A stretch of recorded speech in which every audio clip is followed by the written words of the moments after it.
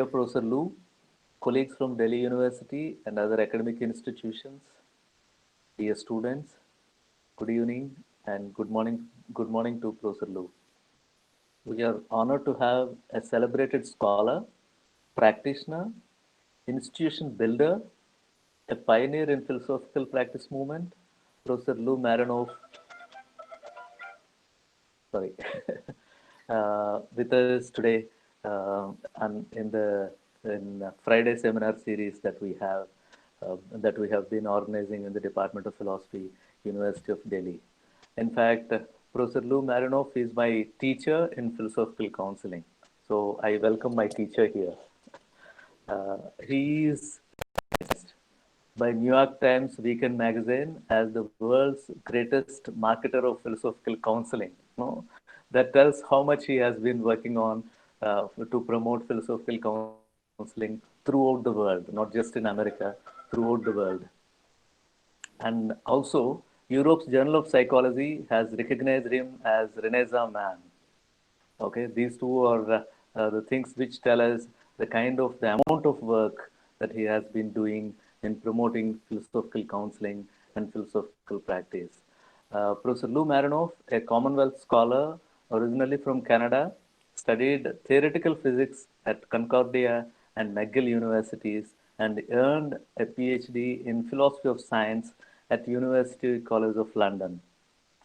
Following postdoctoral research at Hebrew University of Jerusalem and a lectureship at University of British Columbia, he joined City College of New York in 1994, where he is currently professor of philosophy now. He publishes in decision theory, computer modeling of rational and moral agency, global ethics, philosophy of science, Chinese philosophy, Indian philosophy, Buddhism, and philosophical practice. He, as I said, he is an institution builder. He is the founding president of American Philosophical.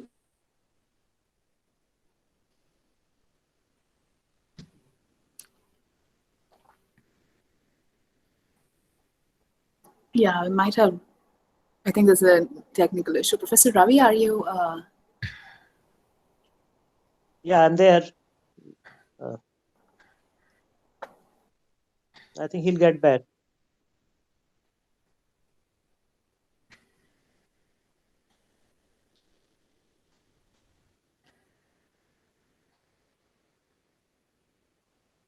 Well, it looks like we've call lost. him. I'll call him and tell him that he's. Well, why don't we just get going? Yeah, I mean, please, we've lost. Please. Yeah, please. All right. I think I joined. I'm here. Yeah. Can you see me? I'm here. Can you see me? Yes. Am I audible? Yes. Oh, yeah. I was saying that institution builder, and he is the founding president of American Philosophical Practice Association, which is founded in 1999. He was also and after that, he was the executive director of the Society for Philosophy, Counseling, and Psychotherapy in the 1980s. And as an author, he has authored several international best-selling books. No, I'll mention a few of them. You would understand the impact that he has brought in the academic world. His book on human conflict, The Philosophical Form of War and Peace, which has come out in 2019. Before that, he published a book, The Power of Tao, Finding Serenity in Changing Times, which was translated into 6 languages. And then The Inner Philosopher, Conversations, Transformative Power, which was again translated into The Middle Way, Finding Happiness, translated into 5 languages. And The Therapy of the Sane, How Philosophy Changed Your Life, is translated into 13 languages in the world. And his work, Plato, Not Prozac, Applying Philosophy to Everyday Problems, was translated into 27 languages all over the world. So this shows the kind of enormous impact he has on philosophical practice and on academia all over the world. No, his most of his works are translated into various other languages as well. And he has been the founding editor-in-chief of journal Philosophical Practice, and he himself is a philosophical practitioner and trainer as well. Hundreds of people were trained by him in philosophical counseling, and I'm fortunate to be one among them. And it is not that he is only into this. He is also into filmography. He played a leading role in A Way of Puck, directed by Eric Anderson, and also in another movie, he played a leading role, Table Hockey, the movie directed by Thor Henriksen. Okay, so he is into academia. I don't know how a person can be so versatile and leave good impact in every area that he enters into. Such a wonderful person that we have today with us. And it's not just this. He has collaborations with think tanks and leadership forums such as Aspen Institute and Festival of Thinkers from Abu Dhabi, Horasis in Zurich, and Institute of Local Government at the University of Arizona, Soka Gakkai International at Tokyo, Strategic Foresight Group Mumbai, and the World Economic Forum Davos. So he has collaborations with all these people, and it is really fortunate to have such a scholar and practitioner, institution builder coming forward to talk to all of us with regard to philosophical counseling and a form of philosophical practice that he has been advocating since long. I welcome you, Professor Lou, for our Friday webinar forum, and I request you to go further with your lecture. Thank you. Thank you very much. Namaste, everybody. And great to see you, to be with you this morning in New York and this evening in India. Thank you, Bala, for that really too kind introduction. And I'm going to just focus today on philosophical practice. I have a slideshow to go through. We'll speak first about philosophical counseling, since that has garnered possibly the most interest overall, but I also will this morning bring to your attention briefly two other important aspects of philosophical practice, which for us is a kind of umbrella term. And within the, like, medical practice or legal practice or engineering practice, anything that one practices can indeed be specialized in different avenues. And the same is true of philosophy. So for us, philosophical practice is the umbrella term under which there are many different, or at least several different avenues. And I will briefly illustrate a couple of those as well, because I think they may be of interest in India. And we also train practitioners in those modalities too. But I'll start with counseling. And then I hope to leave some time for questions and answers. I'm sure that some of you already have questions, and perhaps by the end of this talk there will be more questions. So I'll try to not speak for too long and leave ample time to interact with you. And please feel free to ask anything that you are moved to do. So let me, without further ado, now attempt to to show the slides. I have to click a few buttons here. Let me just do it. Allow entire screen.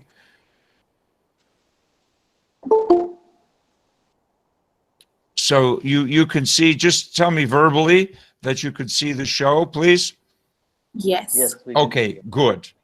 Fine. So there's the title page, and since Professor Bala has already introduced me, we'll just carry on, but I'm very honored to speak at Delhi University today. I think it's my last lecture of the year. It's been a very busy year, busier than ever online, of course, and not so busy going anywhere physically, but it's a wonderful thing to complete the year of speaking with my Indian friends and colleagues. And I hope next year we can do it in India. So I just want to share with you that I got into philosophical counseling accidentally, or you could say, if you want, it was some kind of karma, but I had no intention of using philosophy with other people. I had used philosophy as a guide to my own life for many years, maybe altogether now more than 50 years. But the primary texts that I used in my own life until, I guess, around the age of 40 were Bhagavad Gita and also the Tao Te Ching from the Taoist philosopher Lao Tzu. So my entry into this field, which was not even at the time a recognized field, was via the Center for Applied Ethics at the University of British Columbia. People from the community, when they heard about applied ethicists making various pronouncements in the media about different issues such as business ethics, environmental ethics, and biomedical ethics, and many other issues that are very important. And applied ethicists do research on cases. We formulate ethical positions. We help to stimulate public debate, regulatory policy, ultimately regulation on some of these issues. And when ordinary citizens in Vancouver heard us speaking about these issues, they began to come forward and actually approached the center and say they wanted to talk to philosophers.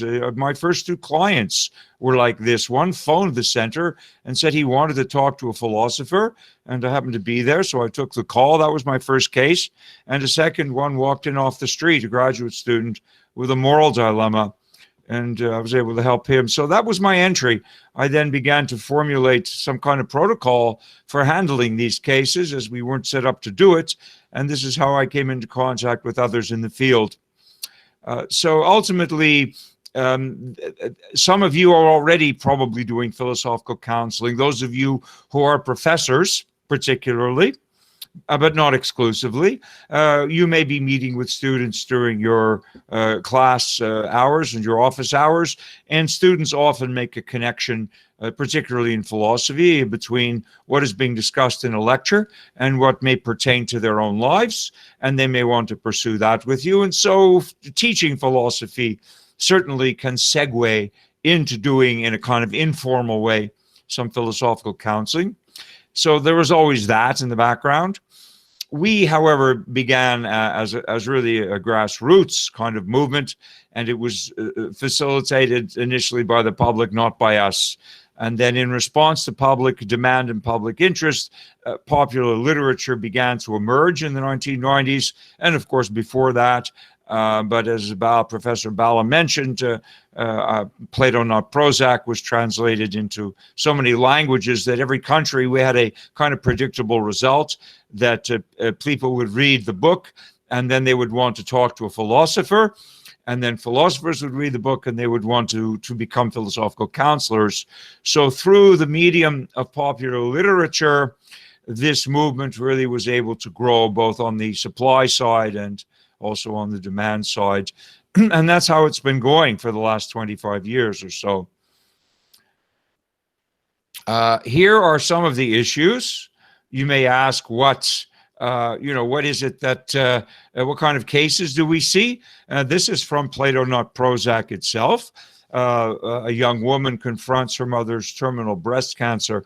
A man contemplates midlife career change. A Protestant woman who has a daughter engaged to a Jewish man and a son married to a Muslim woman fears potential religious conflicts. Successful business executive struggles over whether or not to leave his wife of 20 years. A woman is happily living with her partner, but only one of them wants children. An engineer and single father supporting 4 children is afraid that blowing the whistle on a design flaw in a timely high-pressure project could cost him his job. And finally, a woman who has everything she thought she wanted, a loving husband and children, beautiful house, high-paying career, struggles with meaninglessness. When she looks at her life, she thinks, is this all there is? All of these are real cases that I saw in the early years of my practice and found philosophical ways to work with. You may ask beyond this, what kinds of general questions clients ask in their own particular circumstances. People are often preoccupied with philosophical questions. Sometimes they don't even know that they're philosophical. Sometimes they do. but here are some of the special kinds of questions that are frequently raised by clients in the context of their own lives. And this actually formed the table of contents of my second book. I still, on a daily basis, almost will encounter these questions, not only from students, again, in the philosophy classroom, but also by clients in private practice. How do you know what's right? Are you guided by passion or reason? If you're offended, are you harmed? Must you suffer? What is love? Can't we all just get along? Can anyone win the war of the sexes? And who's in charge here, we or the machines? Are you a spiritual being, and how can you handle change? So these questions still come up. They were the table of contents of Therapy for the Sane. And the book itself is full of case studies which illustrate the contexts in which people raise these questions in terms of the particularities, of course, of their own lives. There are many methods. If some of you are wondering, do we have a method? Some of us do and some of us don't. As Professor Bala mentioned, Lydia uses humor very well. There are existential approaches from philosophy by J. Michael Russell, for example, Spinozan approaches by Anders Lindseth, bibliotherapy by Mark Sauté, virtue ethics, which I use a lot, drawn from the ancient world. Aristotle, Buddha, and Confucius each proposed a slightly or very different system of virtue ethics, Buddha being the most comprehensive and really embracing the other two. Roman Stoic approaches are very well known, and I know are increasingly well known in India now as well as the West. Taoist approaches are still being used in China, and Chinese practitioners who are emerging, just as Indian practitioners are using now Taoist cognitive therapy. So they have reclaimed psychotherapy and are reinstituting it in terms of their indigenous philosophical systems. There are many continentalist approaches. For those of you trained in continental philosophy, there are any number of phenomenological and existential approaches that can be used, as well as hermeneutic and deconstructive approaches to problems. So there's an enormous school of philosophical practice that emerges from the continental tradition, although I myself come more from the analytic tradition in formal philosophy, the Anglo-American side, and also from Asian philosophy, which I think speaks to all human beings. There are Buddhist approaches that we can use as a secular philosophy of life, not necessarily as a religion, both in the teachings of the elders and in the Mahayana emergent schools. All kinds of social and even political activism is based on particularly Mahayana Buddhism, where it's not necessarily a religion at all, but a set of philosophical practices, as I'm sure you're well aware. A reconnection with nature, very beautiful. The American transcendentalists Emerson and Thoreau developed some very lovely practices in the late 19th century in terms of reconnecting with nature. And of course, Thoreau's very famous essay on civil disobedience influenced Tolstoy in Russia, although the revolution basically preempted Tolstoy's plan for social reform. But Mahatma Gandhi and the whole movement of Satyagraha was definitely influenced by Thoreau, as was Martin Luther King in the civil rights era of the United States.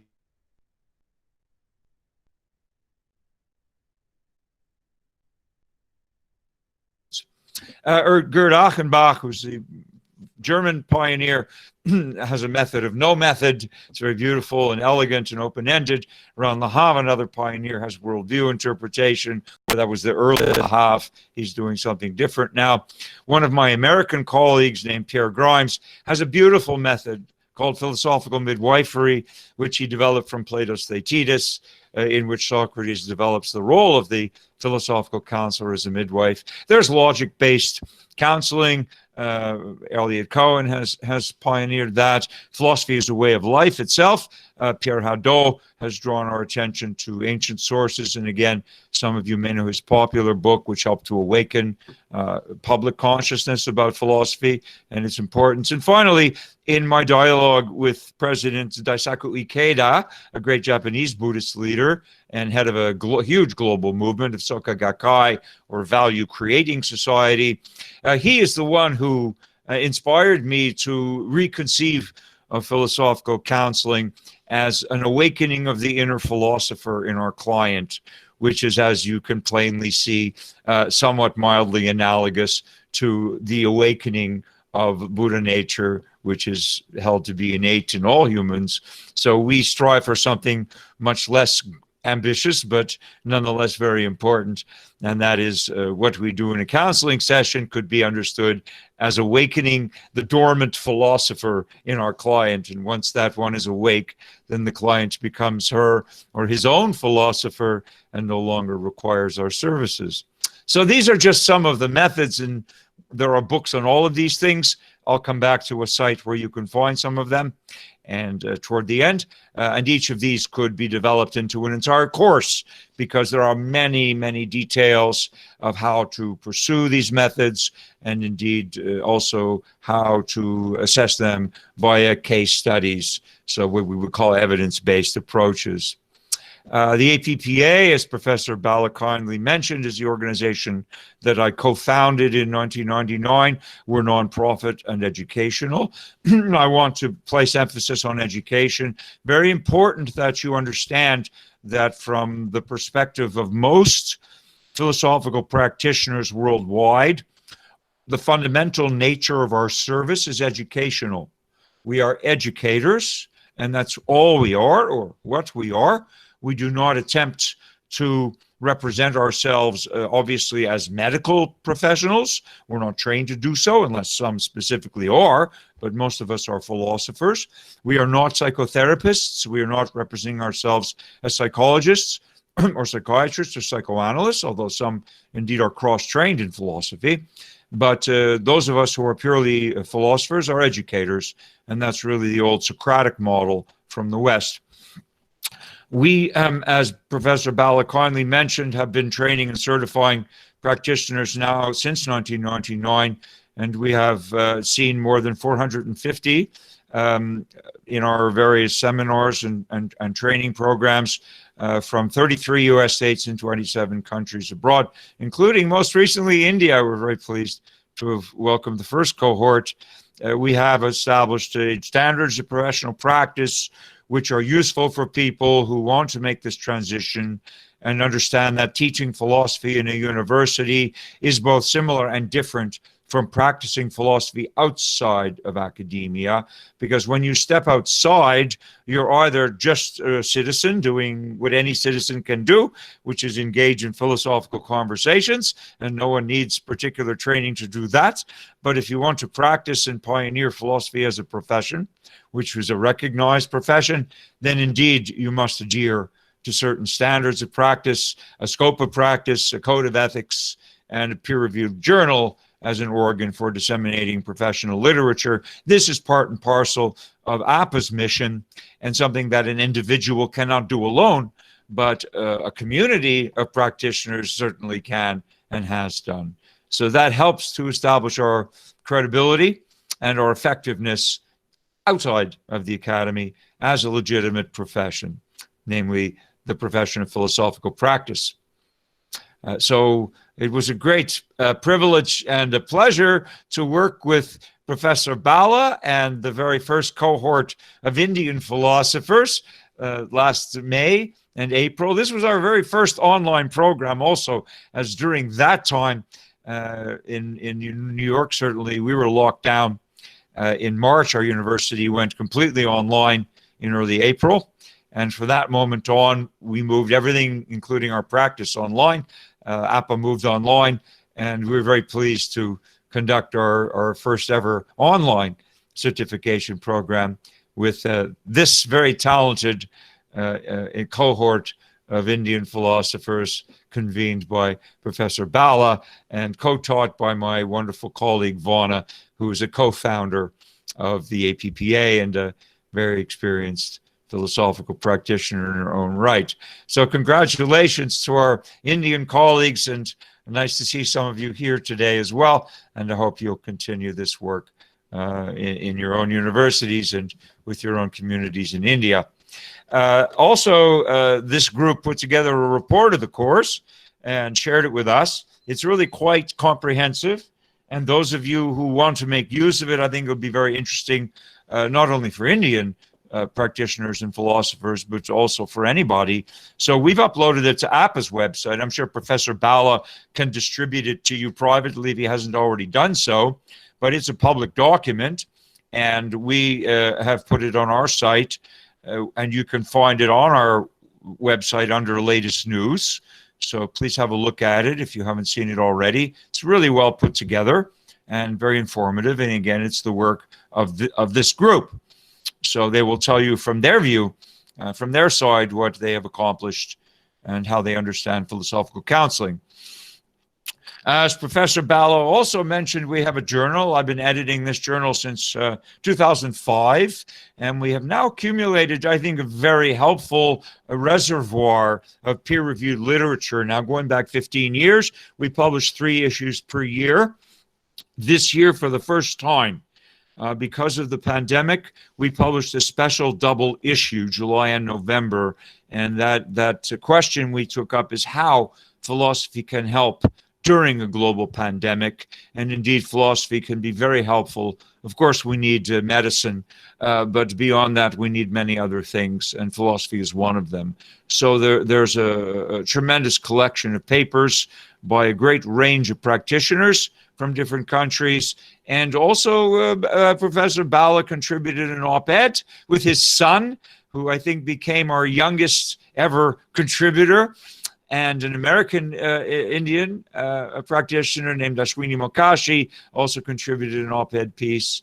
Now, this is not free.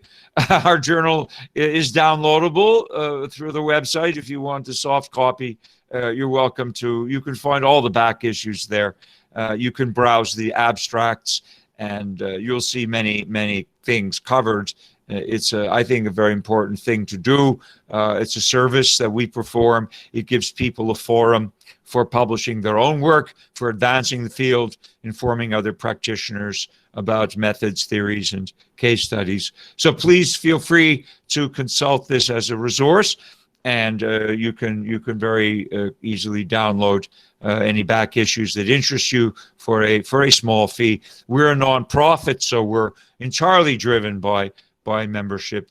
None of us derives a profit from this. We give our time to it, and we're entirely member supported. So please consult APPA as a resource, at least for the journal. We have a code of ethics, as mentioned, and I want to draw your attention briefly. The code's on the website. We're entirely transparent, so you'll find the code there under documents. Many other national associations have actually adopted our code, have translated into their languages, perhaps modified it, and you're welcome also with your own Indian association that may be formed to adopt the code or change the code if you like, or cultivate your own.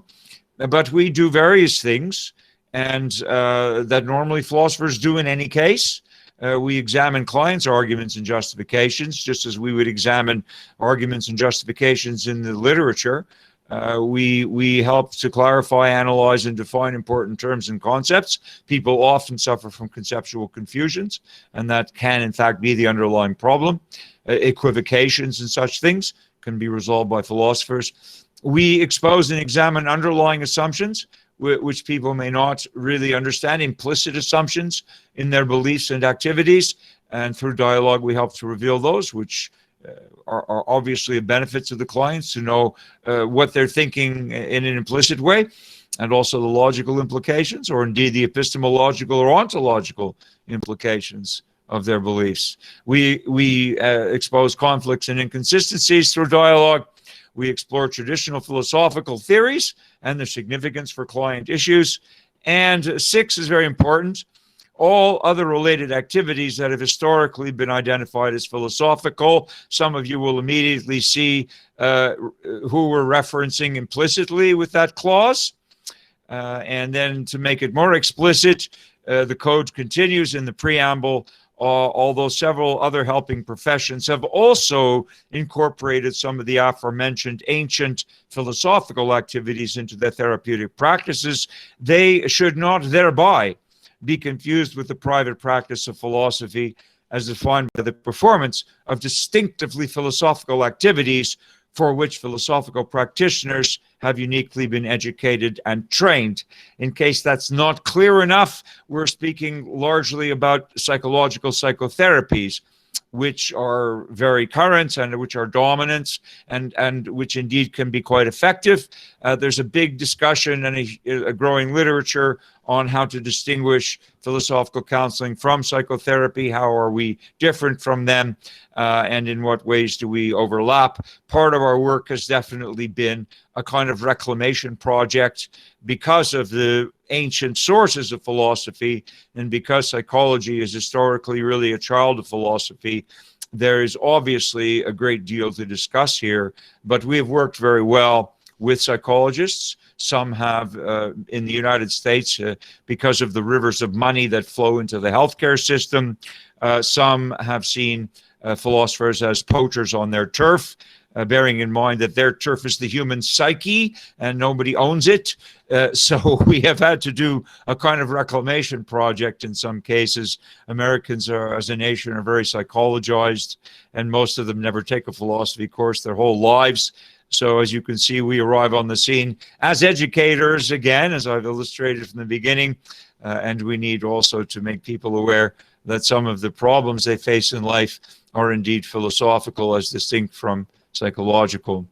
For example, some of you may or may not know this, Freudian psychoanalysis is derived from Hobbesian determinism. In Leviathan, Hobbes laid out 3 or 4 main pillars of psychoanalysis in passing only, which Freud later seized on. Freud never read Hobbes, but Hobbes anticipates the whole notion of will being a plaything of affect.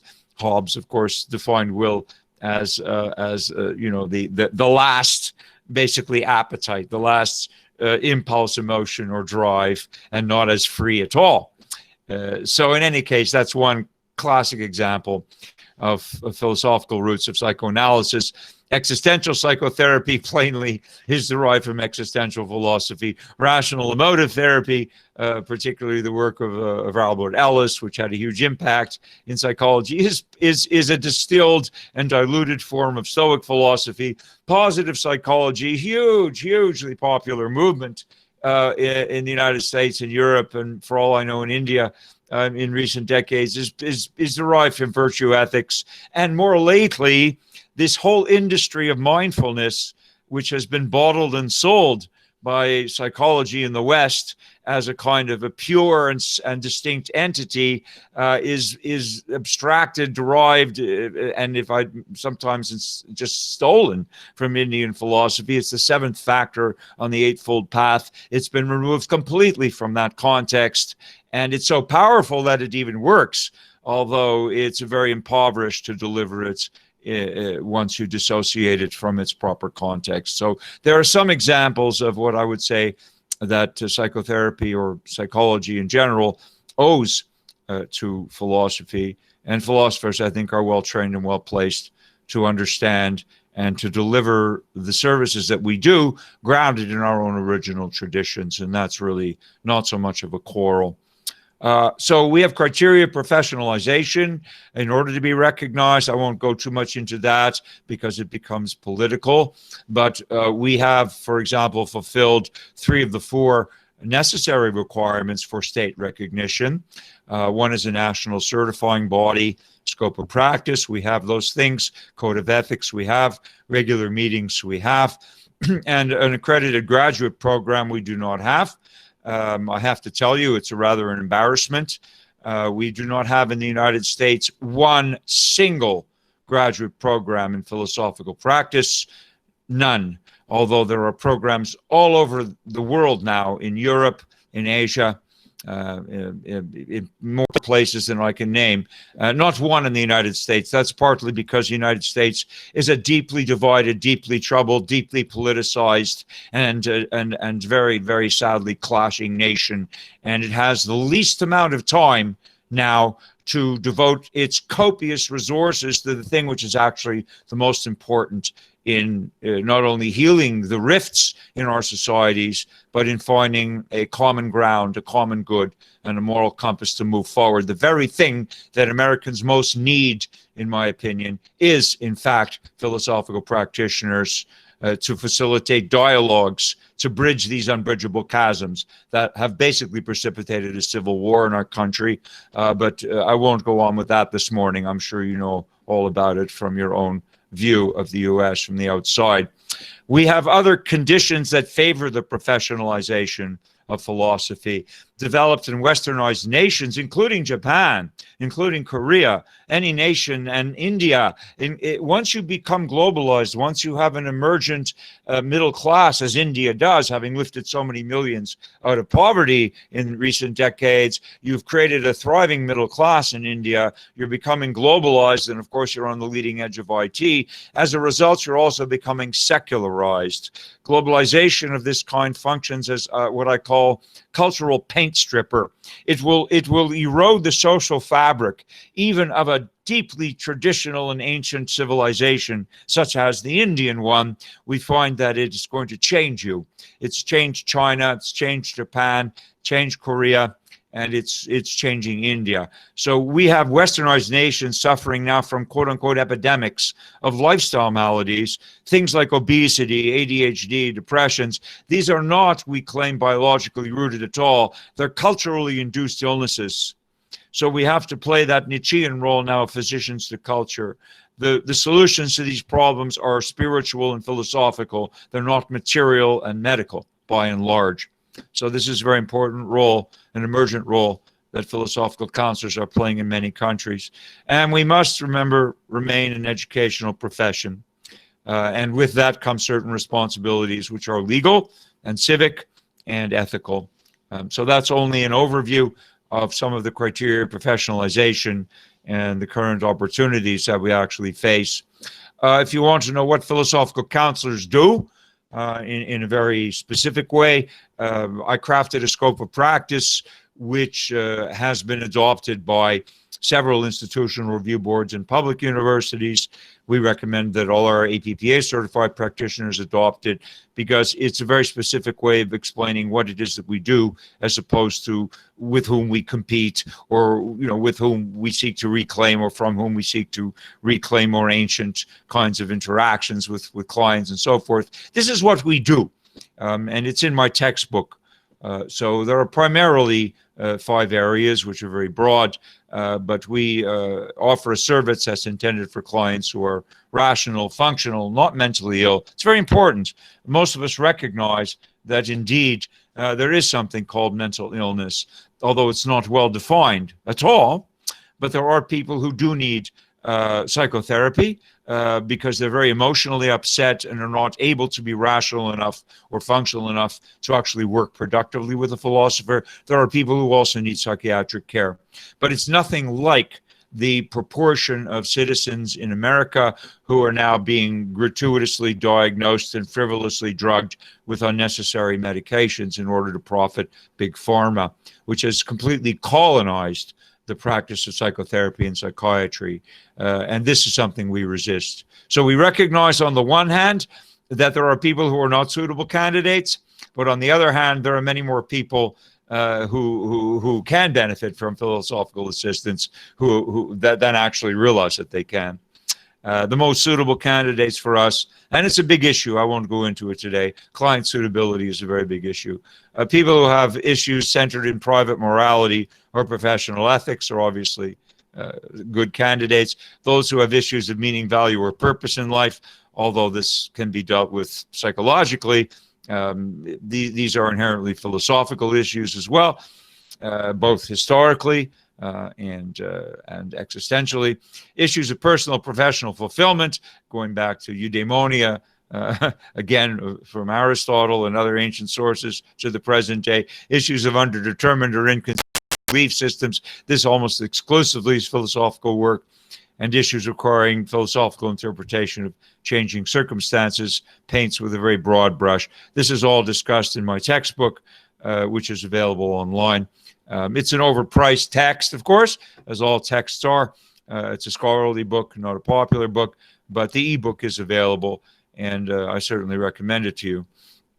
Now, that is what I wanted to say to you about philosophical counseling. I realize to take a deep breath, stretch, do some yoga and relax, because I've just inundated you with a lot of material. I did this deliberately. I wanted to give you or at least to endeavor to give you a content-rich presentation, which you can unpack at your own convenience at a future date, particularly since Professor Bala informed me that he may want to use this recording as a part of his own planned course in philosophical counseling.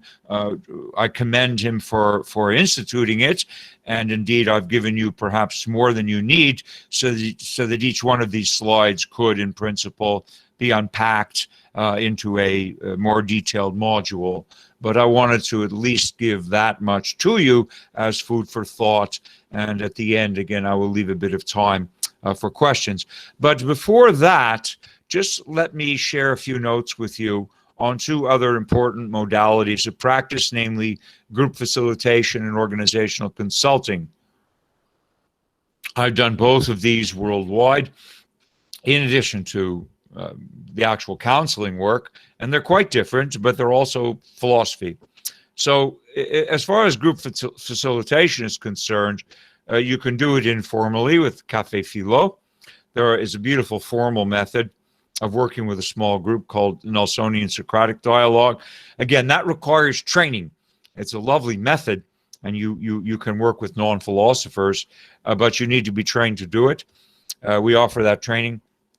And dilemma training is another modality developed by the European business ethics community. We learned it from the Europeans, as we learned Socratic dialogue from them, and have applied it to many organizations as well. And then I want to close with some roles of philosophy in business and government. So that's what I'll try to do in the next 5 or 10 minutes briefly. Café Philo is a wonderful thing that any philosopher can do. Go into a bookstore or go into a cafe and just have an informal philosophical conversation with people, bringing philosophy back to the agora, as Socrates did. Here's one I did in Serbia, which is a relatively small country, but my books are translated into Serbian, and there's a large readership there, relatively speaking. And when I came to Belgrade to do a conference at the university, they immediately organized the Café Philo, and you can see the bookstore was full of people who had all kinds of questions about how to apply philosophy to their own lives. I did this with a Serbian translator. Some of them spoke English, but it wasn't necessary. Philosophy is a universal language of thinking. So it worked out very well. And you can do this in India too. You can just organize a public gathering, and people will come, and people will want to talk philosophically with you. Not everybody will want to do this, but you can do it in cafes, bookstores, and so forth. In my textbook, I explain actually the background to how to set one up. But I did this in Manhattan for 7 years, every month in a big Barnes and Noble bookstore, and it was really hugely successful and popular event. It's something that is missing from people's lives. Doing philosophy in a public space, philosophizing in a public space, is something that hardly ever happens. Something we can do. It's a public service, and I think it's a wonderful thing to do with people. But formally speaking, I will introduce you to Leonard Nelson, whose book translated into English is called Socratic Method in Critical Philosophy. He's a very fascinating character, did not lead a long life, but he was a great mathematician and philosopher, a friend of David Hilbert, and he also was a competitor of Heidegger. And really, it was Nelson's philosophy of education, which he sought to have widely adopted within the German system. Unfortunately, he came into conflict with Heidegger, and also Heidegger became a dominant force. As you know, I'm not saying that's unfortunate, but really because of the dominance of Heidegger, there was a marginalization of Nelson. And he was also critical of Hegel. As you can understand that this was not popular in mainstream German philosophy. He was also a very early defender of the idea of animal rights, much, much earlier than the Western proponents.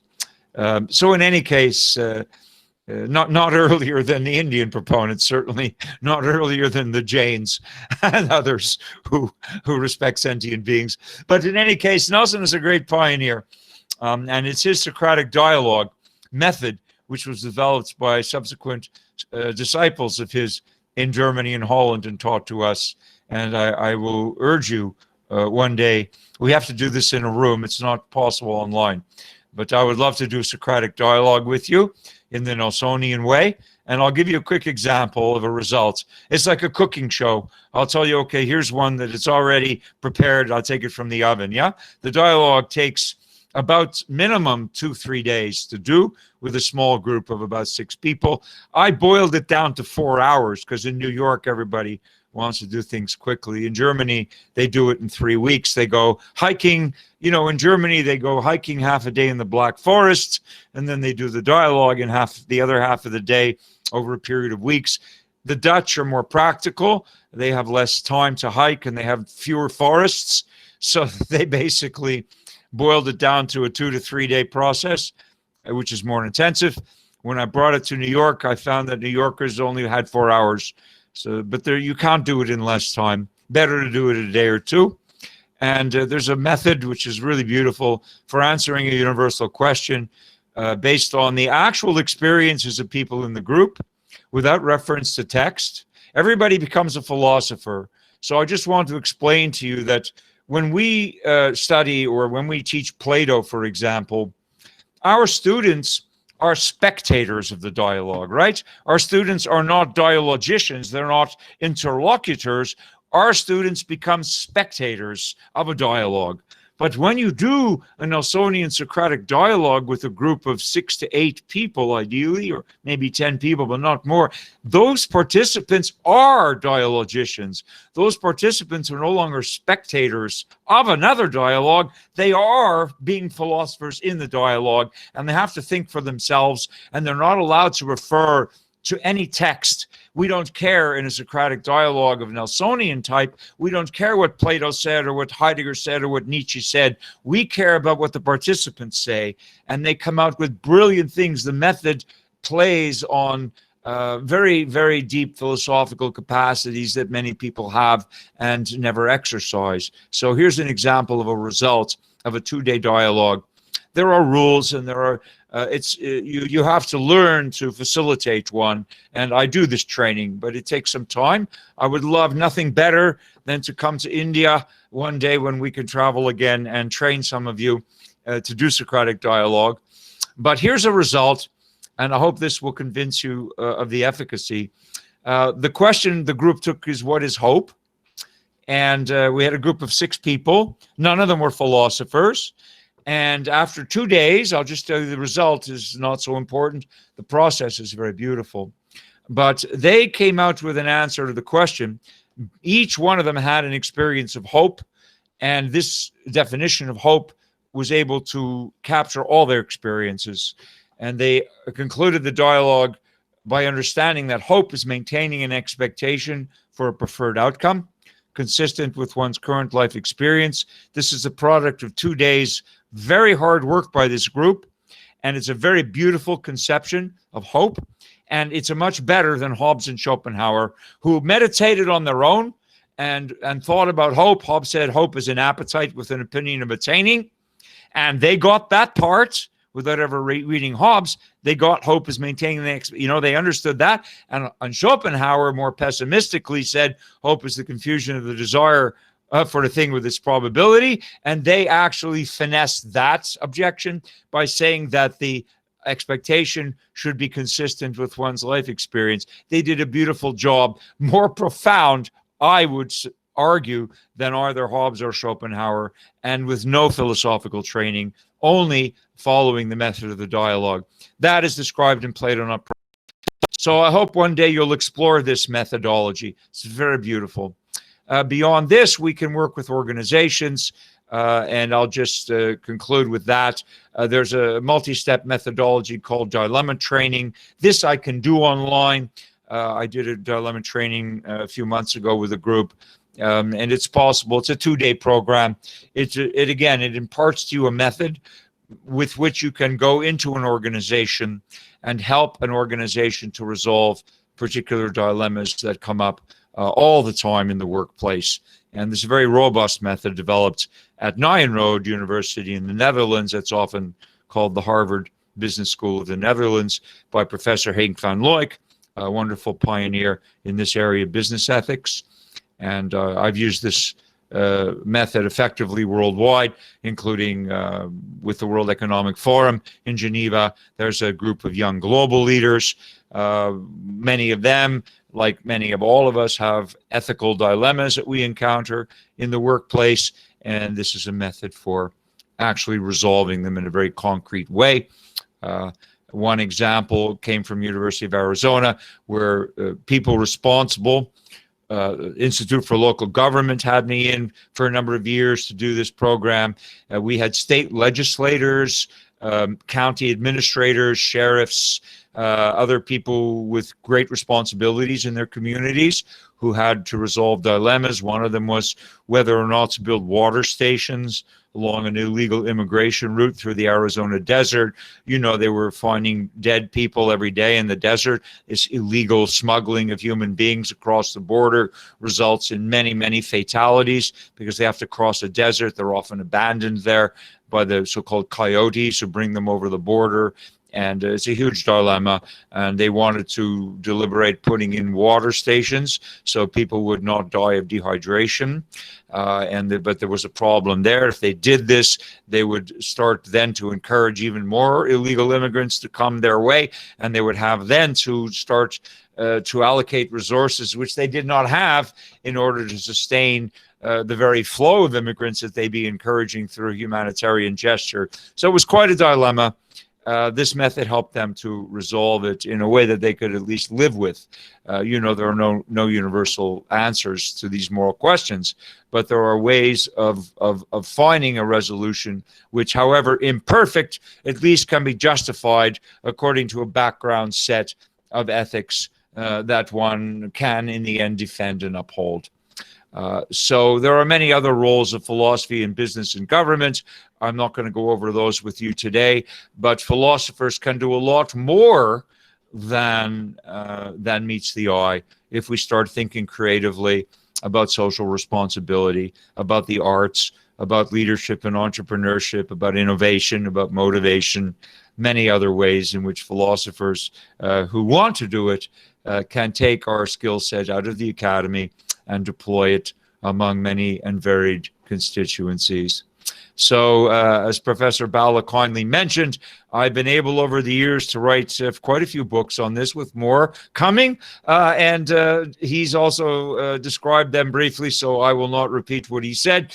But these are 7 books that all have something to do with philosophical counseling, Plato Not Prozac, Therapy for the Sane, Power of Tao, all full of case studies, all of them based on my own practice of almost 30 years now, dozens of different philosophers upon whom I draw to help my clients. This dialogue with President Ikeda also deals with the convergence of philosophy and Buddhism in terms of philosophical counseling and helping people to lead more fulfilled lives. This is the textbook I alluded to.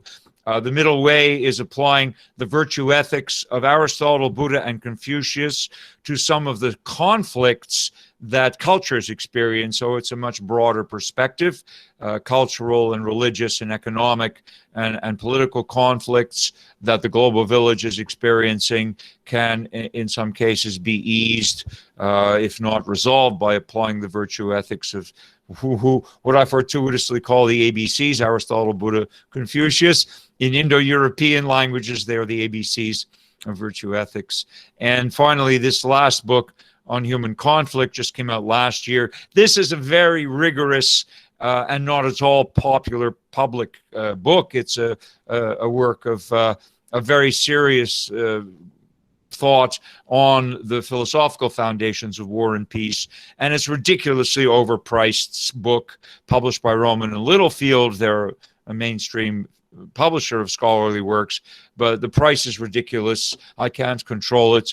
Maybe one of your libraries can get it. If you're interested in the deeper philosophical issues that underscore the global phenomena of human conflict, then I would certainly recommend this book to you as a philosopher. So thank you very much. If you go to my website, you can get details on those books and others. If you want to see some of the vast array of books written by my colleagues, wonderful colleagues, who published a huge number of books, a growing number of books on all kinds of aspects of philosophical practice. Many things that I don't do, they do. In all kinds of, for all sorts of communities and constituencies and specializations. Please go to APPA's bookstore, just as one example, and you will see there all kinds of wonderful literature, books that are both popular and also more scholarly. So in any case, I'll stop there. Thank you very much for your kind attendance and your patience with me as I throw all this at you. And I'm going to stop the share and hope now that we have a few minutes left to at least take a few questions and answers. Sure. Thank you. Thank you so much, Professor Lu, for this very lucid and informative talk that you have given on philosophical counseling, philosophical practice, and the development of APPA. You have stated that it's not that there is only one method that we have in philosophical practice. There are plurality of methods, and also the scope of philosophical counseling or philosophical practice, which is very important because it seems to be entering into many other domains as well, or many other domains seem to be entering into philosophical practice as well, which is to be properly taken care of, which you have elaborated quite well. And also these three things, cafe philosophy and Nelsonian and Socratic dialogue, and also the dilemma training method. So these two are very useful and informative things.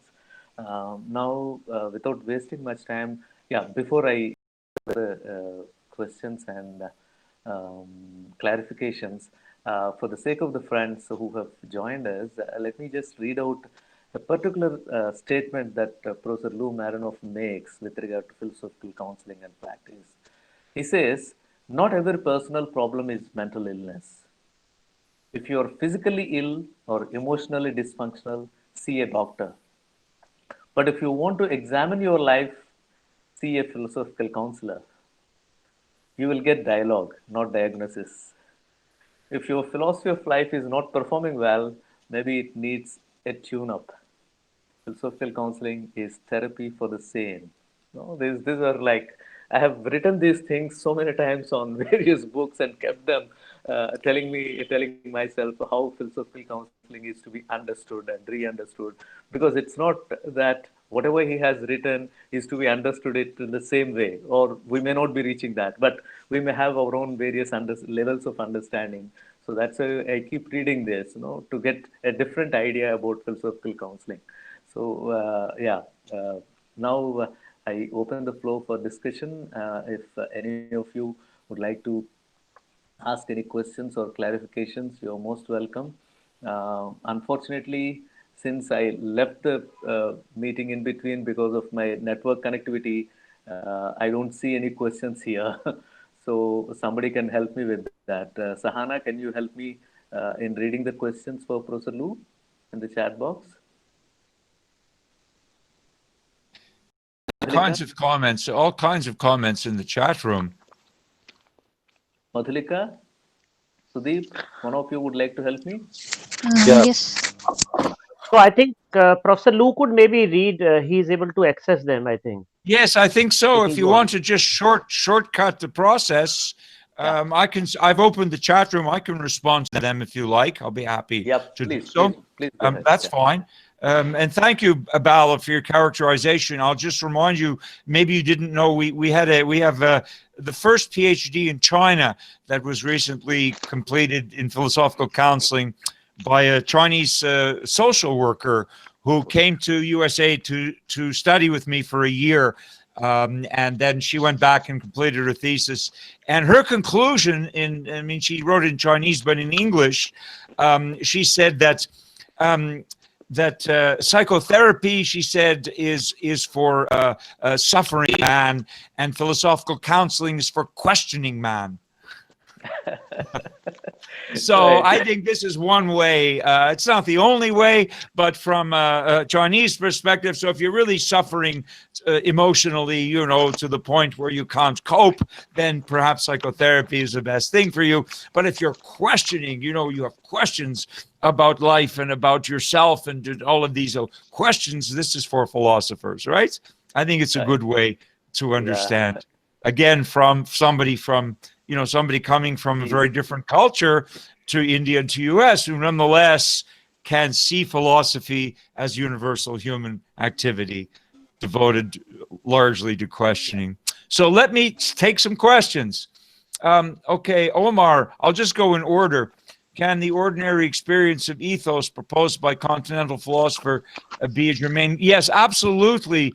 Omar, I mentioned in passing, and I will reiterate and reemphasize to you that there is a huge tradition of, obviously, of continental philosophy, which sees philosophy in some very different ways than the Anglo-American, but that there are any number of beautiful and viable philosophers in both phenomenology and in existentialism and in post-structuralism and all of the branches of continental philosophy, which I'm not an expert in, but which I know colleagues who are experts in, and they deal very wonderfully. One name I can give to you would be, just to pick one name, Anders Lindseth, who is a godfather of philosophical practice in Norway. He's now in Germany, retired, but I'll enter his name. He describes himself as a Spinozist, but he also is from the continental tradition. And if you look at the German practitioners, at the Italian practitioners, many European practitioners are coming from this, as well as the existential psychologists who practice in England and in other parts of Europe. They're all coming from this tradition. So yes, there's a huge literature also on the hermeneutic and the maieutic aspects of doing philosophical practice in this way. So all you need to do is to start looking into it. Also, the Koreans have done a lot with this, because the Koreans are very interested. They have very strong connections to Germany, and there are a lot of Korean philosophers who actually did their PhDs in German and who studied Heidegger. And when they came back to Korea and became philosophical counselors, they're using methods from the continental schools also. And again, the APPA journal has published papers by them. So you can also find in our journal papers in that vein. So you have rich veins that you can mine in that area, okay? There's a lot there for you to read. Then someone asks, Mallikarjun, is it possible to speak? Oh, I'm sorry. Yeah, is it possible to speak a bit more on the theoretical aspect? It's possible to speak forever on the theoretical aspect. Philosophers are really good at speaking on theoretical aspects. We speak too much sometimes on theoretical aspects. So I'm not sure which part of the theory you want me to address. But let me just say this to you, that there's, again, a very large literature by practitioners on what they think they're doing when they're doing philosophical practice. And since each practitioner has really different methods, so each practitioner has different theories behind the methods. And so I would say to you, go to APPA's bookstore and look at, for example, some of the books written by other practitioners. One I will recommend in particular would be Pierre Grimes,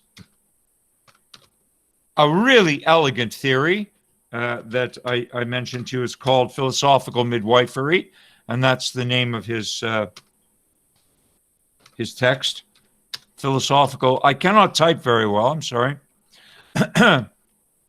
Philosophical, I'm typing this into the chat room. And that's the name of his textbook. You can find that book. And you can find videos of him. Most philosophers who have a theory are also doing a video showing the method and explaining something about the theory. So again, research these days is much more possible than it was. You can do quite a bit online. So I mean, I'm not going to speak more on the theoretical aspect, but I'm going to say to you that almost every philosopher who has philosophized has some idea that could be useful in a given moment with a client.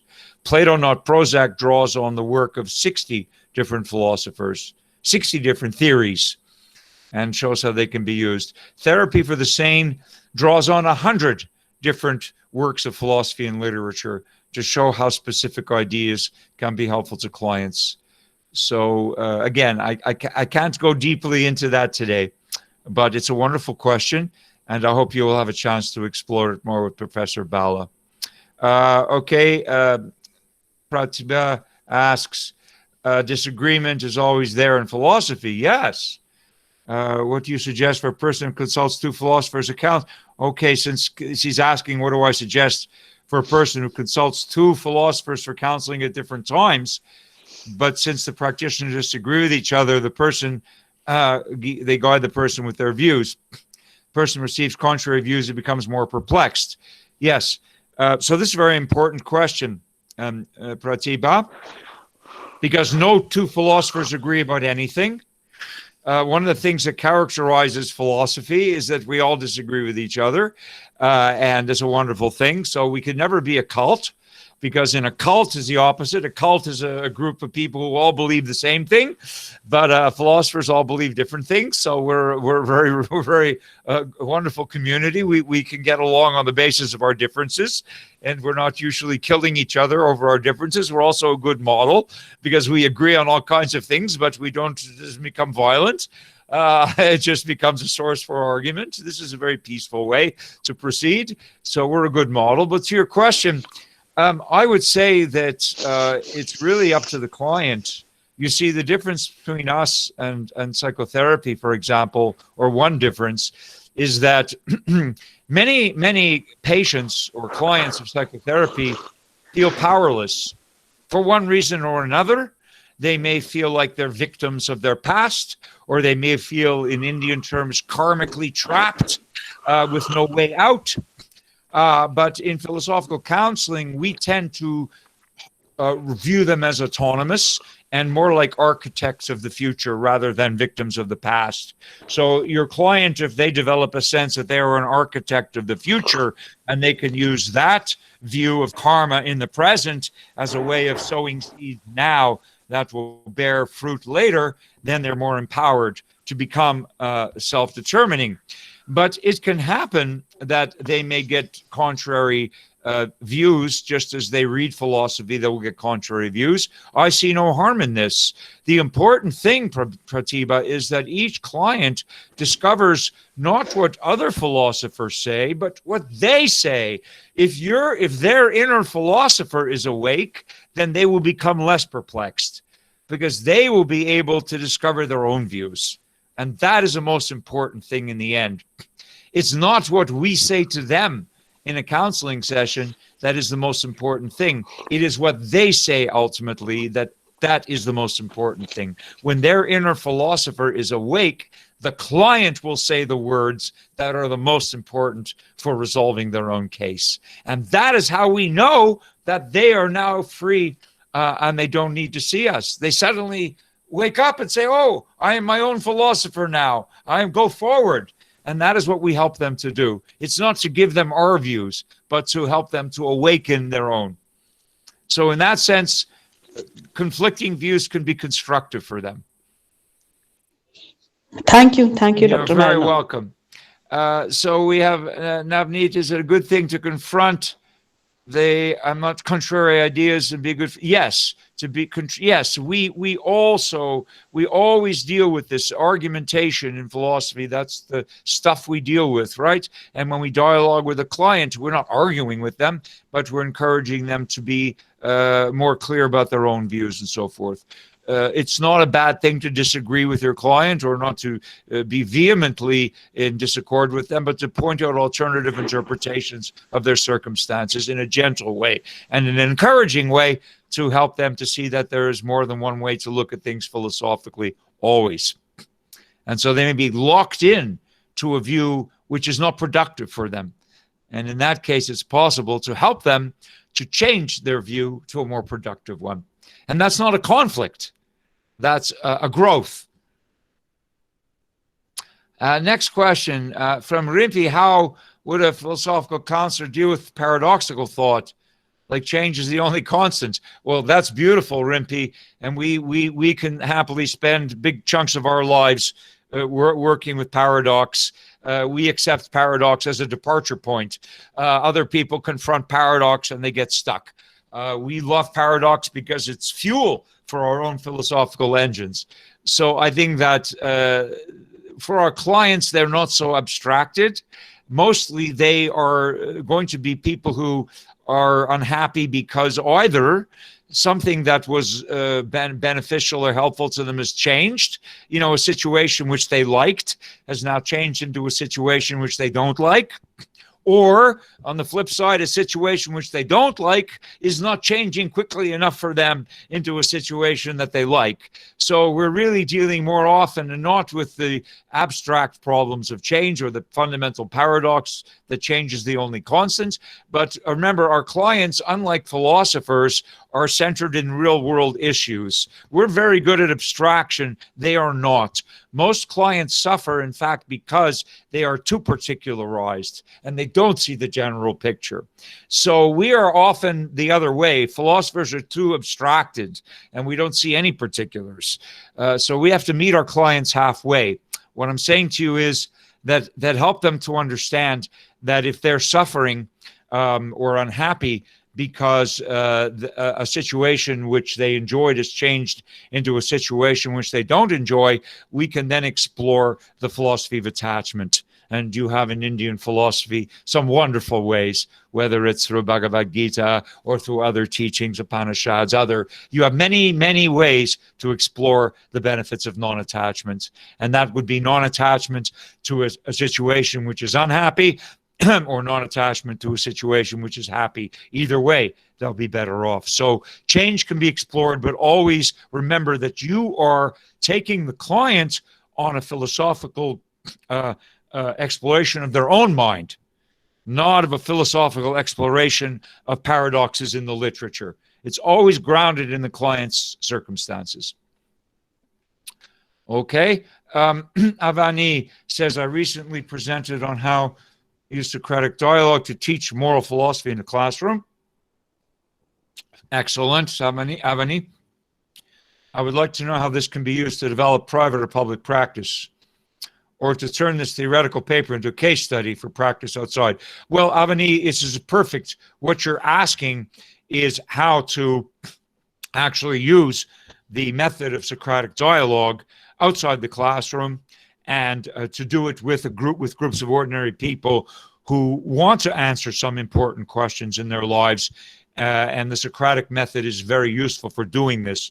So I would encourage you to, firstly, if you can, there's not that much published on Socratic dialogue, but there are a few books that you can find on the internet. And again, in my own textbook, if you can get a library to buy it. But I would love to come to India when travel is possible and train a group of you in the Nelsonian method. And then you can take that method and actually use it with all kinds of students. I'll just tell you briefly, I did it with a philosophy club one year in my own university. And the philosophy club was meeting, of course, in an extracurricular context. But I did a Socratic dialogue with them one weekend. So it was 2-day dialogue with about 8 or 10 students. And I don't remember what our question was, what is liberty or what is responsibility, or we had some Socratic question. And the feedback I got from the group, one of the students said to me that he said, this is incredible. He said, we have the experience of being philosophers. This is not the experience of studying philosophy, but it is the experience of being a philosopher.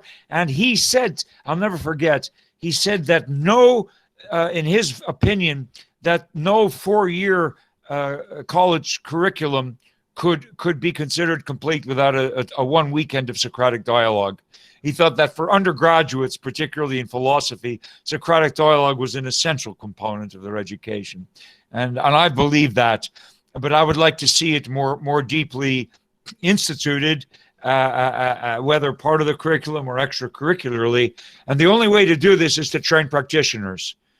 You can't put up a YouTube video and people watch it and then it's not the same. You have to do it in the room intensively. So again, I would hope to support your aspiration by coming to India to perhaps expose you to this experience and to train you as facilitators of it. All right, so let's plan that for a future time.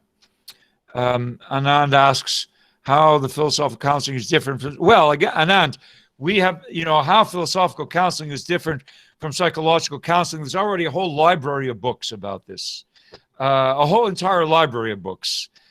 So I would encourage you to begin with to look at the journal of APPA, because Lydia Amir, very early in our history of publication, back to 2005, she addressed this problem of how philosophical counseling is different from moral psychology and from traditional psychotherapy.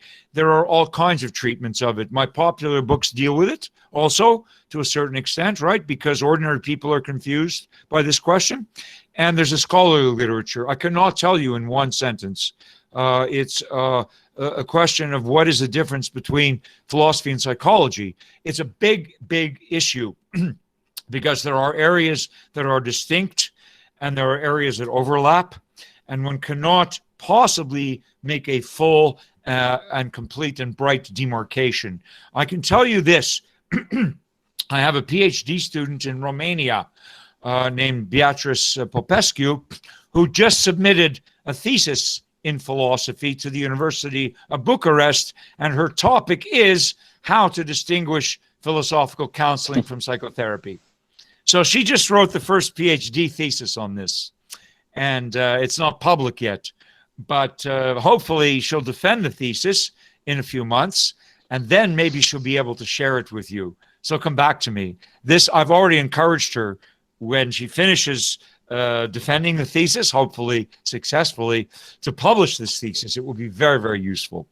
So please be patient, but also if you just consult APPA's journal or consult our bookstore, you will see lots of books that are dealing with this very, very important question. Navneet asks, how can analytic philosophy help in philosophical counseling? Well, pure analytic philosophy, almost not at all, because pure analytic philosophy is constructed in a way to remove itself from the world. Pure analytic philosophy is concerned only with its internal questions and only with its internal debates, and explicitly, as the Vienna Circle did, rejects metaphysics and rejects anything that has practical applications, and looks only at logic and its implications as an internal system of thinking. So, if you're asking what does Quine tell us about philosophical practice, really not very much. By definition, they're not concerned with it. But there are, I found one use, maybe just idiosyncratically. There's something called a Moorean sentence. Are you familiar with Moore? Common Russell's. sense. Yeah, common sense philosophy. Yes. Moore, a Moorean sentence is of the following form. I know that X, but I can't believe it. All right. Now, there's a case, I use this in a certain case. I know that X is the case, but I can't believe it. So there's a kind of an epistemological distinction that Moore draws, where people know something in one sense to be the case, but their belief system does not want to absorb the epistemic fact. So there's a kind of a cognitive dissonance set up between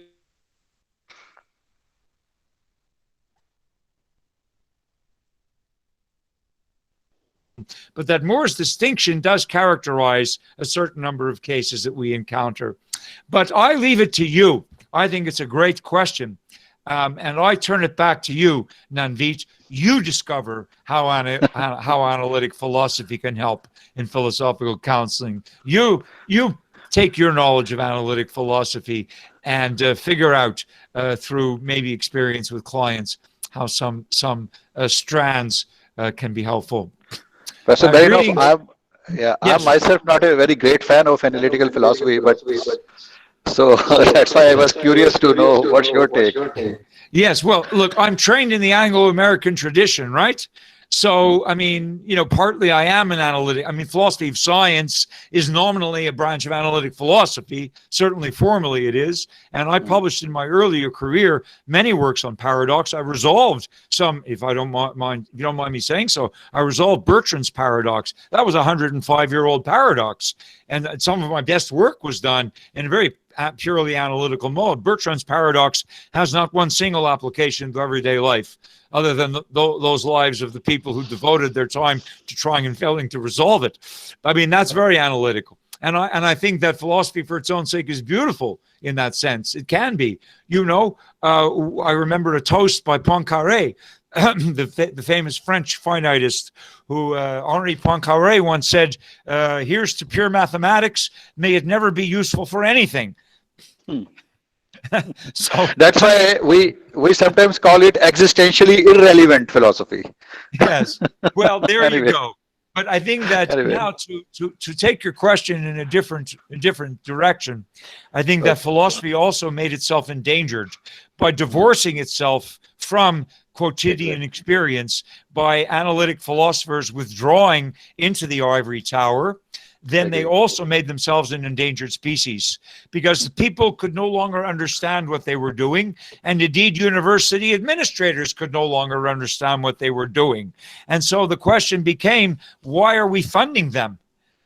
What are they doing which is actually useful for any discernible purpose? And this brings philosophy into great danger in our contemporary times. And this is why other branches that have at least made philosophy intelligible to ordinary people are making it more fundable. I'm not saying money is we didn't go into philosophy because we want to get rich, obviously, but we still need to be funded if we're going to be professors. We have to get funded somewhere. So if we can help to render a service that's comprehensible and useful, I think we will be better off, and we'll also be helping our purely analytic colleagues. Don't expect gratitude. We got opposition from them too. At the beginning, they pointed at us and said, "This is not philosophy." Yeah. We know, we've heard this, but they're within America. John Dewey wrote, I'll paraphrase John Dewey, the great pragmatist and the founding father of American philosophy of education. In 1917, Dewey wrote, "Philosophy recovers itself when it becomes a vehicle not for dealing with the problems of philosophers, but for helping philosophers to deal with the problems of people." So he anticipated philosophical practice. And also, I do agree. Also, one more contemporary, you may have heard of Mortimer Adler, the great Chicago philosopher who co-founded the Aspen Institute. Mortimer Adler wrote in 1965 that he said philosophy has to stop committing what he called epistemological suicide. He said philosophers are like moles. They're burrowing into holes and no one can see them or understand what they're doing. And he also called for a return of philosophy to public life. I agree with you perfectly. Well, so these people were precursors. They were calling for this already, but the time for it took another, really it didn't start happening in a bigger way until the turn of this new century. And now it's happening. So they saw the need for it. Satyendra,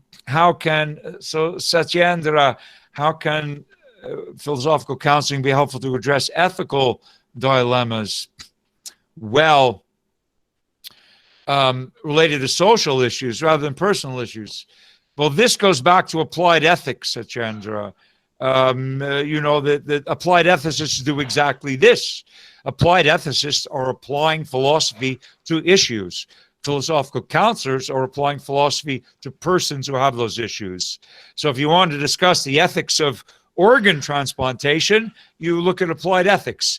If you want to counsel a person who is thinking, should I be an organ donor, or I'm on a recipient list, I'm suffering because I'm waiting for an organ which I need. How can I spend my time doing this? That's philosophical counseling issue. So you can make that distinction.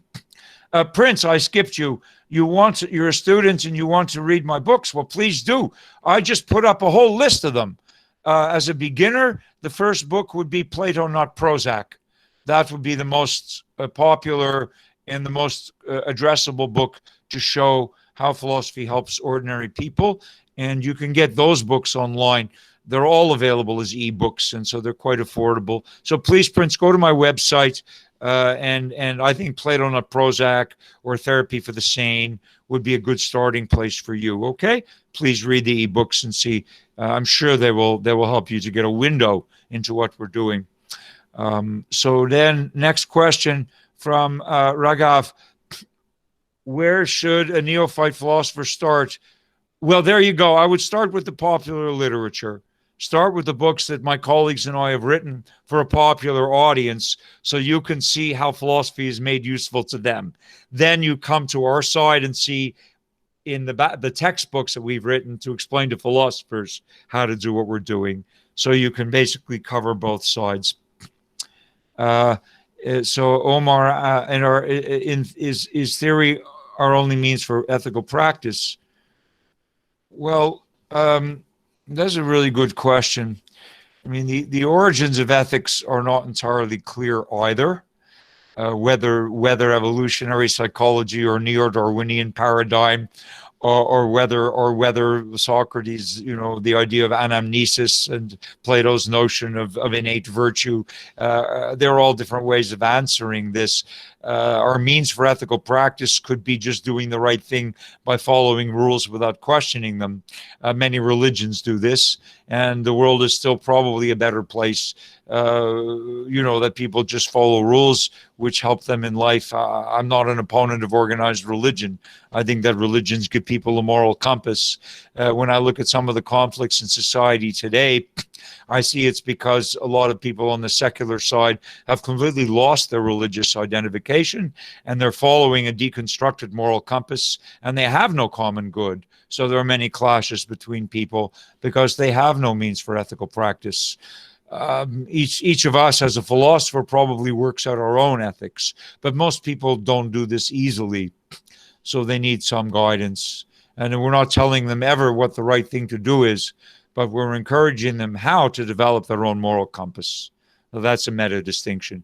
People don't come to philosophers to find out what the right answer is to their ethical problem. Remember A.J. Ayer's distinction in Language, Truth, and Logic, where he said you could go to a geologist to determine whether a diamond is, authentic or fool's or a quartz, or you could go to an art historian to determine whether a painting is authentic or a forgery. But he said you can't go to a moral philosopher to ask whether an action is right. That was Ayer's view, and I agree, by the way, with Ayer's view. We are not imposing our beliefs on our clients. They're not coming. If a client comes to me and they say, what would you do in my situation? They often ask this, They want to do the quote-unquote right thing, but they don't know what it is, and they say, what would you do in my situation?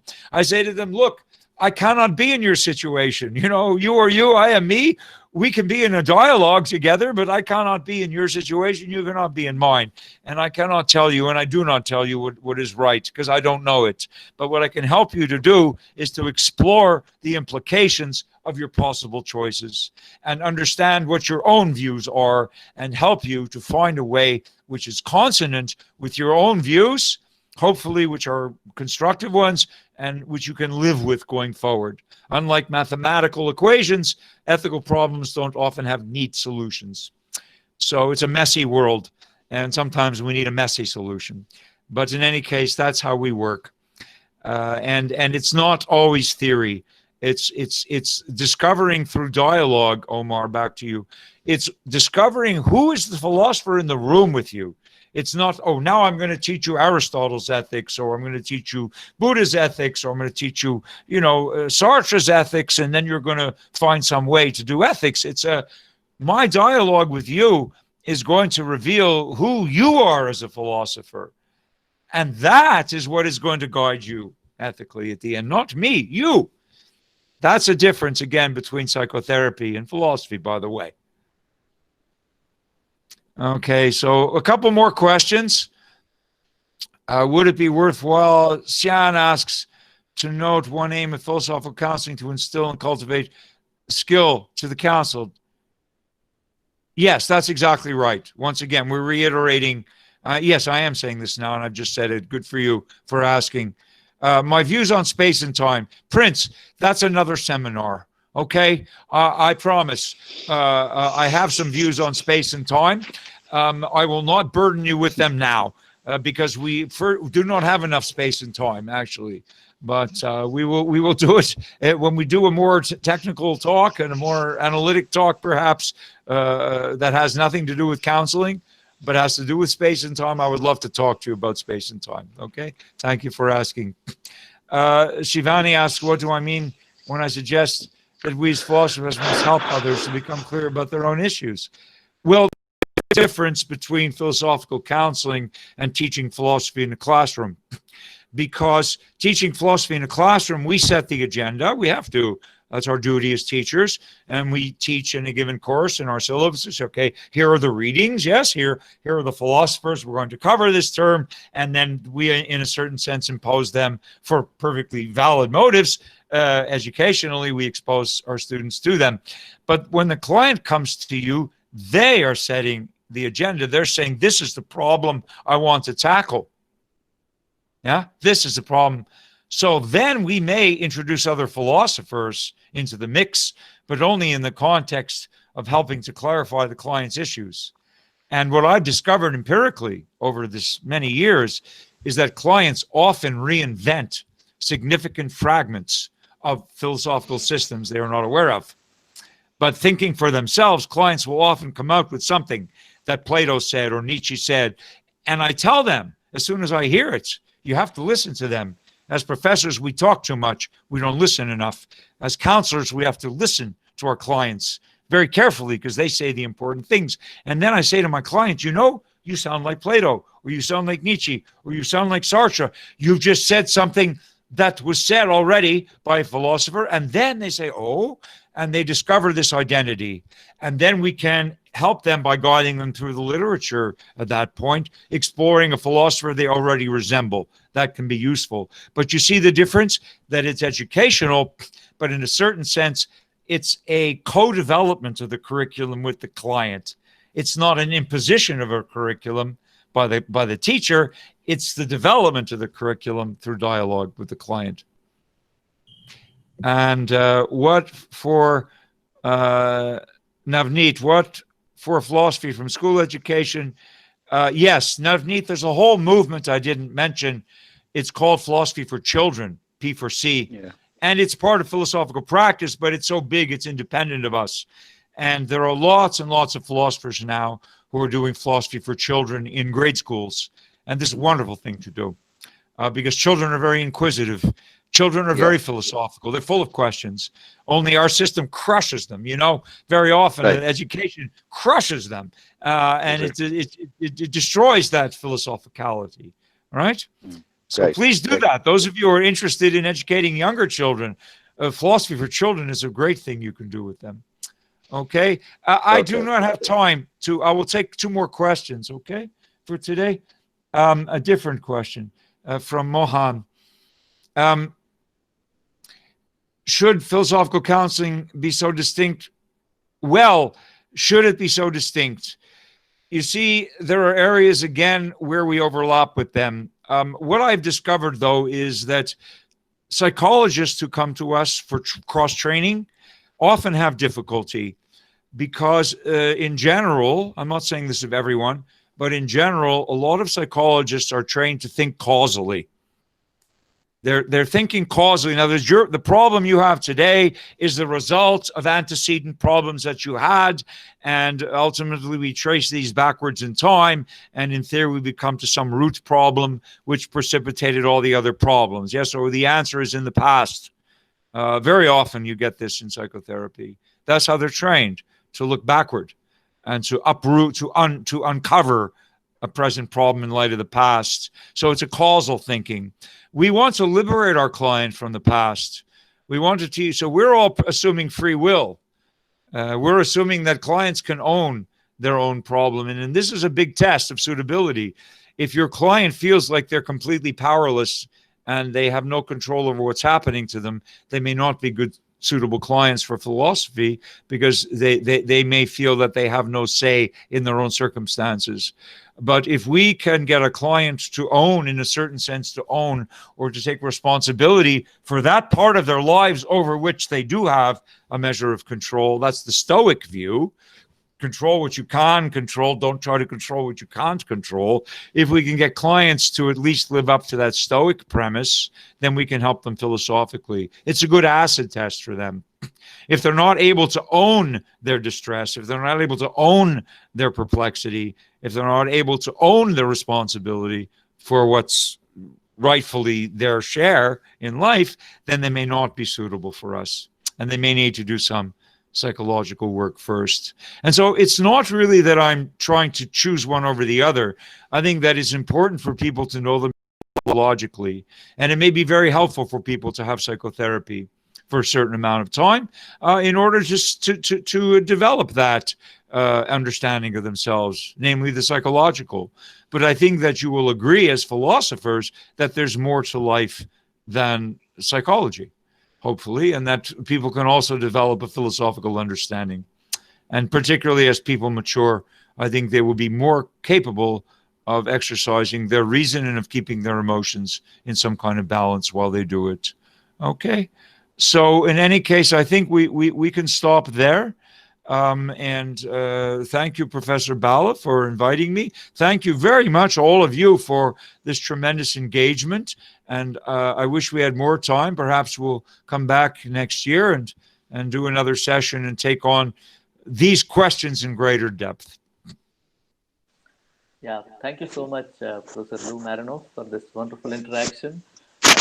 Your talk has, in fact, attracted so many of our friends to come forward with their queries and concerns that they have and seek clarifications from you. So the very fact that there are so many questions from the participants shows that you have instigated the minds to get deeper into this philosophical practice that you have been advocating since so many years. Thank you so much for that. And also almost 2 hours you have spared for us. Thank you so much. I know it's early morning for you, and still you could spare your time and come to talk to us. I'm really indebted to you for that. Yeah, the point, friends, that Professor Lou Marinoff again and again stresses is that in the philosophical counseling, the end product is to make the client independent.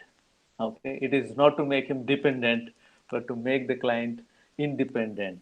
That's what he has been stressing, and based on that, whatever theory, whatever that you choose is only based on that. The end product is very important. Goal is very important.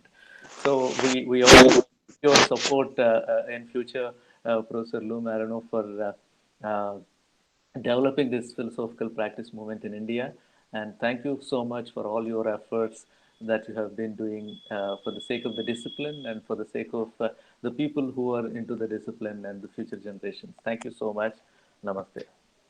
You're Thanks more to than all the welcome. participants. Namaste, everyone. I look forward to coming to India again when we renormalize, and I hope to meet you all personally and work with you in the same room. But anyway, be well, and we will meet again. Yeah, we will also definitely look forward to meeting you in India sometime in future. We'll definitely look for an occasion for that. Yeah. Thank you very much, sir. Thank you. Thank you. No, I just wanted to thank Professor Marinoff on behalf of the seminar committee, that we are very obliged to him for having taken time to interact with us in a very open, free, and unstructured manner. And we have enjoyed every moment of it. And we have recorded his talk and this interaction, and we'll be making it available to the audience for future reference as well. Thank you very much, Professor Marinoff. You're very welcome, Professor Singh. And we look forward to meeting you in person. It would be a great pleasure. I will see you again, hopefully. Yeah. Okay. Thank you very much. Thank you. Thank you, Bala. Thank you. Shivani is here. Yeah. Thank you very much. Okay. Bye. Thank you. You're welcome, Shivani. Thanks for all your tech support. Be well, everybody. Thank you. Bye-bye. Bye-bye for Okay, now. bye-bye. Thank you very much. Bye-bye. Thank you so much, sir. Namaste. Bye.